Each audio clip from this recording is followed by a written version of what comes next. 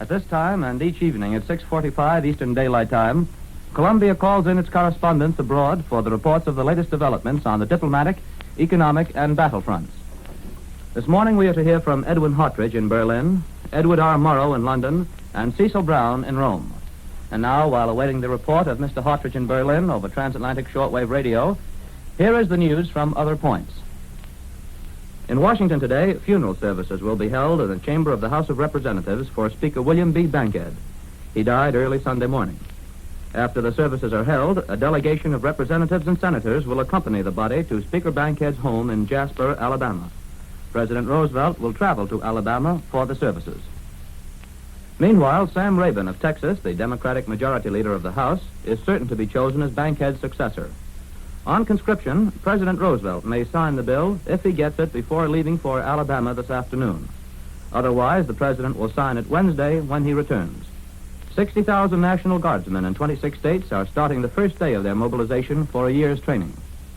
And the Government Weather Bureau warned the New England coast, especially Cape Cod and Nantucket, to prepare for gales and high tides accompanying a tropical storm. And now for the report of Edwin Hartridge, we take you to Berlin. Go ahead, Berlin. This is Berlin. At dawn this morning, German bombers again roared off from their disguised airfields in France, Holland, and Belgium, and headed for the capital of the British Empire. And since this morning, there have been air battles over London and South England. But we have no further details at this moment. So whether today is going to be like yesterday, another great air attack, an air battle over London, we can't say at this moment. We have some further details about yesterday's air fighting. During an attack on the airfield at Lincoln, direct hits were scored on barracks, hangars, runways, says the latest day-on-day report. Then the news agency adds that when a series of fierce aerial combats took place between the raiders and the defending planes, quote, it became obvious that the British Air Force had concentrated most of their fighters in the London area in order to frustrate the German bombing attacks, unquote. Then the story continues that this concentration was confirmed by German bombers, which attacked Liverpool yesterday and met with little enemy fighter activity. However, this concentration of British fighter planes in the London area came as a surprise to the German High Command, admits the day. But the agency continues that it didn't halt the Germans from dropping their bombs on London. In 4 waves, they attacked the Albert and India docks, causing fires there. As for this side of the picture, last night before midnight, we had an air raid here. The Germans announced that British bombers were driven off by anti-aircraft fire before reaching Berlin, so all the raiders returned for home. And sometime after midnight, we had our second alarm, which lasted about 45 minutes. I was driving home, and when the sirens started, I was forced to go into a shelter. Our air raid warden told us they heard some sounds of anti-aircraft fire. It was the first time that we have had 2 air raid alarms in one night in Berlin.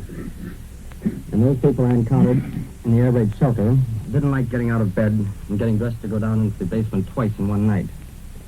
The papers announced this morning that for the first time, German bombs were dropped in Belfast, Ireland on Friday. The reports give no details except to state that objectives of military importance in Belfast and nearby coastal towns were bombed on Friday. The German press also gives us some new reasons, or amplifies old ones, why Buckingham Palace was bombed several days ago. On the back page of the Warsaw Zeitung of yesterday, there's a layout of pictures of the royal residence in London. And over the pictures is the blunt headlines, quote, bombs on Buckingham Palace in retaliation for bombs on the German national monuments, unquote. In another paper, Der Montag, has an editorial claiming that Buckingham Palace is situated in the midst of other military objectives in the heart of London. It reiterates the claim that, quote, some 100 meters from Buckingham Palace, there's a large oil depot serving both private and military cars, unquote. Then this paper says that the Victoria Station, which it describes as an important military transport station, is close to Buckingham Palace, while the new Air Ministry, the War Ministry, and other objectives of military significance are located nearby. The implication here is the German bombs were not aimed for the palace. There were other military targets in the area. Herr Hitler has sent President Cardenas of Mexico a telegram of congratulations on the occasion of the Mexican Independence Day. Then it was officially announced in Prague that the customs border between Germany and the Protectorate, or what was once Czechoslovakia, has now ceased to exist. Serrano Sunier Father-in-law General Franco and Minister of Interior of the Spanish government arrived in Berlin this morning. He will meet Herr Hitler tomorrow. This is Edwin Hartridge, returning out of Columbia in New York. And that was Edwin Hartridge in Berlin. Back in New York, here's a dispatch from Vichy, France. Leon Blum, leader of the French Socialists, founder of the Popular Front and twice premier, joined two other former premiers today in the guarded Chateau Chauseron today. Edouard Daladier and Paul Reynaud were already there, as were former Generalissimo Maurice Gemelin and Georges Mandel, former Minister of Colonies. And now, for the report of Edward R. Morrow in the British capital, we take you to London. This is London. A little before 6 o'clock this morning, Londoners came out of their shelters. The alarm had lasted all night. The sky was clouding over after a clear moonlit night. It began to rain, and many thought the mist and low-hanging clouds would silence the sirens and give London a day of rest and perhaps a little sleep. But there was an air raid alarm at 9:30, lasting less than half an hour, and another at about 10:30, which other at about 10:30, which other at about 10:30, which other at about 10:30, which other at about 10:30, which lasted roughly 1 hour. Visibility was bad. Peacetime transport planes wouldn't have taken off in such weather. Perhaps the Germans are trying to convince Londoners that they can hit the city in any weather, and that winter will bring little relief. The official total of yesterday's air battles is now given as 185 German planes down. 5 British fighters, previously reported missing, have now returned to their bases. So the RAF losses for yesterday is now put at 25 fighters. During yesterday's daylight raids, hundreds of business premises, banks, insurance offices, movies, and private dwellings were damaged. Most of the damage was done in the first attack. No details of casualties have been issued. During last night's raids, the anti-aircraft barrage reached its usual intensity. From a London rooftop, I had the impression that the German bombers were not using the regular flyway or bus route up the Thames. They seemed to be coming in from all directions, and the number of Germans engaged appeared to be somewhat larger than on previous nights. I had the impression that more delayed action bombs were dropped, but one can't be sure about that sort of thing. The Air Ministry communique, dealing with last night's raids, says that a succession of small groups of bombers operated mainly against the London area and surrounding districts. But a smaller number of raids were also made against other parts of the country. In London, the attacks were spread over a wide area. Damage was done to houses, commercial premises, and other buildings. 3 hospitals were damaged. Bombs also fell in many rural districts, but with little result. In the northwest and southeast of England, in South Wales, and in some other districts, including one town in the south of England, some damage was caused. 1 German bomber was shot down during the night. Our third alarm, since dawn this morning, ended a few minutes ago. It is believed that the first raid today was attempted by about 30 bombers escorted by 40 fighters and was directed against London. The second formation came over practically the same route, but was forced to change course by heavy anti-aircraft fire, and there was fighting out over the channel. We don't know what's happened in this latest attack, but there was very little activity over the center of London. Imperial Airways says this morning that they're not at all worried about the British flying boat Clare. They say that at the time she was reported down in the Atlantic, she had not yet taken off from Foynes, and they expect to hear of her arrival in America today. London afternoon papers emphasize Berlin comment on the surprise of the heavy fighter concentrations encountered over London yesterday, and the admission from Berlin that their bomber escorts had a hard struggle. Certainly there were more British fighters over London yesterday than I've ever seen before, and there's good reason to believe that the RAF can put up considerably larger numbers of fighters in the air than they did yesterday. There are unofficial reports that Italian planes were seen over London during yesterday's daylight raids. Some eyewitnesses claim to have seen Italian markings on the wings, but there is no official confirmation that Italian planes have been over London. The German bombers appear to be devoting considerable time to the bombing of royalty. The Queen of the Netherlands lived for some time in a part of London which has been pretty heavily bombed. Last week, she moved to a little house on the outskirts. For 2 nights, bombs fell in the immediate vicinity of her new residence, and Queen Wilhelmina has now moved back to London, to a place where there is a good, deep air raid shelter.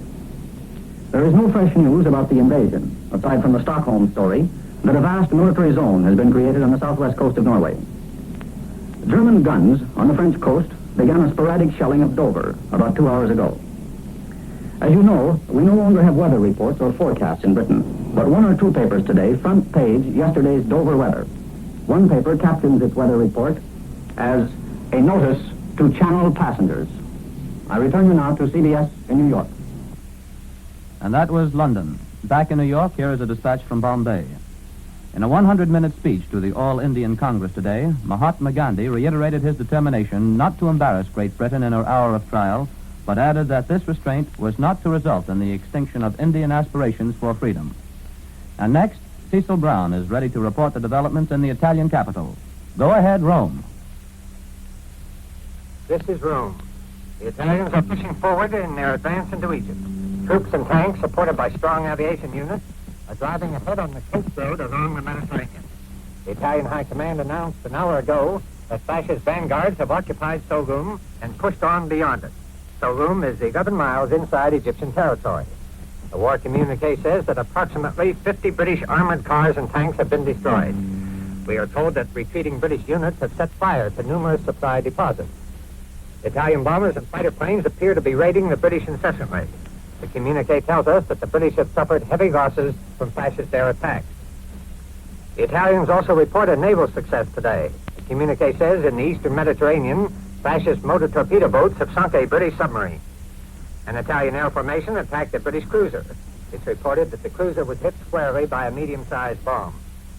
An Italian air formation carried out air-bombing attacks against an airport in Malta. The communique says direct hits were scored on anti-aircraft batteries, sheds, and other equipment. It's reported a big fire was observed. The High Command says that the British fighters over Malta refused to engage the Italian fighter planes. Instead, the British attacked the Italian bombers. The communique says the dive bombers counterattacked, shot down one British fighter and severely damaged another. All the Italian planes were reported safe.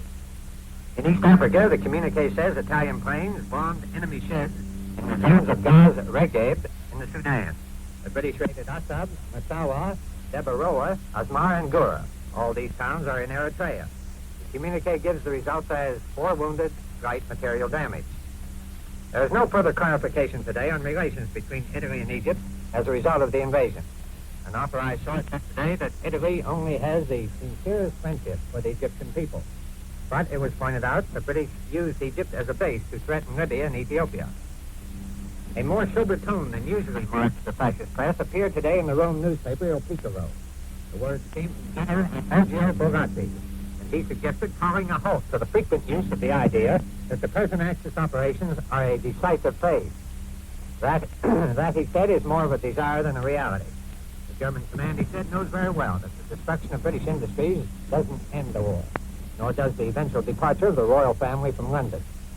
General Bogatti said the fight will still be very hard and fierce because the British have offered no indication of giving up. Unquestionably, the general added, the Italian fight against the British Empire will be especially severe. A symbolic ceremony took place in the hometown of Marshal Rodolfo Graziani. A group of fascist women there presented to Marchesa Graziani a new battle flag which is to be sent on to the Marshal. The banner is to be used by Graziani when he conquers new territory in Africa. My personal guess is that this flag is the one to be raised over Alexandria. That is, if and when the Italians capture the British stronghold in Egypt. This is Cecil Brown in Rome. I return you now to CBS in New York. Once again, Columbia has brought you direct reports by transatlantic shortwave radio from our correspondents abroad. Today, Edwin Hartridge reported from Berlin, Edwin R. Morrow from London, and Cecil Brown from Rome. This is the Columbia Broadcasting System.